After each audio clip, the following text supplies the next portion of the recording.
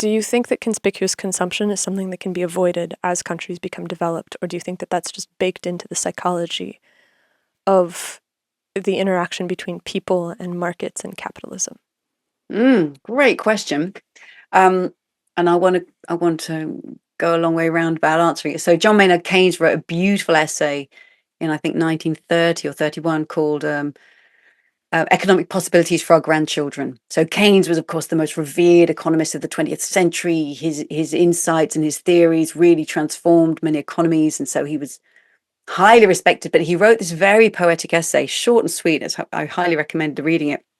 And in it, he said, well, one day the economic problem will be solved. I will move away from pursuing more and more income because people have limited needs and then they have wants. And he said, one day our needs will be satisfied. And what he completely didn't see was what's going to happen to our wants. And it was Veblen who had already said, hey, people, watch out, conspicuous consumption, where what we're actually needing there is not the jacket, the bag, the car. I'm needing somebody's respect, their attention, their admiration.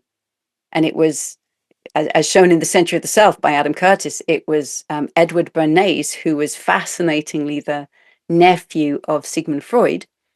I think he took his uncle's psychotherapy, right? Freud saw that we all wanted to be loved and admired. And his nephew thought, if I can just attach this coat to that sense of being admired, this car to being envied, then you get consumerism where people need to buy the next thing to belong. And that's the heart of conspicuous consumption. So your question is, should we is it inevitable? And we should kind of rush through it and just, okay, let's just get this over and done with, folks. Like, every teenager should go through a punk phase. And you're making me think like, just do it, guys. Just go out, get piercing, just go through punk and, just come out the other side. Or is it not inevitable? And I don't think the motive behind conspicuous consumption comes from something innate to humans. It was actually very actively invented by major department stores in the 19th century, because once a company, so let's just go to the roots of what a company is trying to do. If a company's focus is on maximizing profit, I mean, they've sold you a coat. Damn, now you've got a coat. Now you don't need anything more from me. Oh, let's have 4 seasons. Let's have a winter coat, a spring coat, a summer coat, and an autumn coat. So they had the seasons, and then shops went to kind of like, every month. And now you get in really fast fashion chains like Zara, it's every week. We want you to come shopping every week. It is your leisure activity, surely, to come shopping. And every week you will encounter new things. And when it's gone, it's gone.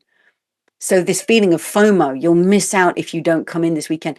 So there is a psychology that is actually created in us by the marketing, by the techniques of the shops to drive their sales. So I think rather than trying to say we just got to live with kind of human consumerism and we've got to go through that phase and who knows when we'll come out the other side of it, it's actually the deep design of enterprise that's bent upon figuring out new ways to sell us stuff. That was consumer capitalism, and then they move on. And then you have sort of digital capitalism and financial capitalism, surveillance capitalism. It's just continually reinventing how else can we now capture value from people and turn it into profit. So I don't go along with the idea that we have to all go through that. And then at the national level, macro, if Andrew McAfee's making the argument, if I understand correctly, and what you just described is what's known as the environmental Kuznets curve, which says as nations get richer, initially pollution will go up, environmental,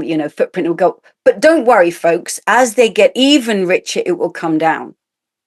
Well, first of all, that may be true for local pollutants like air and water. The richest countries in the world often have really clean water and clean air because they've exported the manufacturing is happening somewhere else, or their carbon emissions are affecting the whole world. When we take into account not just domestic production, but actually global pollutants like carbon emissions, like your global consumption footprint, this thing actually doesn't go down. Carbon emissions is kind of doing this and not coming down anything nearly fast enough.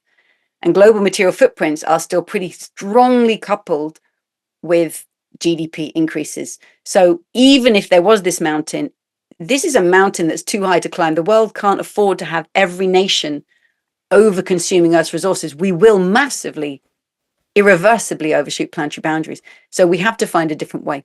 We have to tap into that deeper sense of well-being, which actually doesn't need us all to be punk consumers. We can't all go through that. And I think in those of us in the global north also need a very deep letting go of what we've come to be told and come to believe is a normal level of consumer through flow, like the waste that we produce.